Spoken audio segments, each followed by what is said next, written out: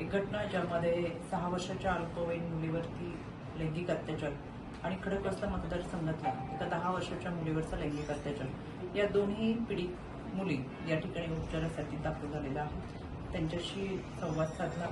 आमच्या जिमोबा आणि बालकल्याण समितीच्या माध्यमातून त्यांचं काउन्सिलिंग चालू आहे.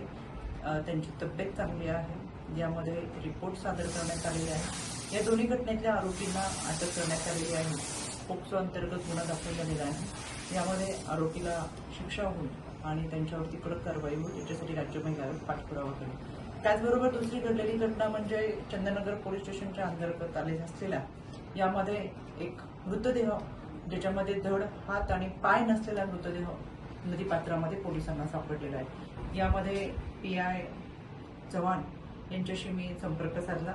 यामध्ये PM रिपोर्टमध्ये ही व्यक्ती 35 ते 40 वयोगटातली आहे हे प्रथम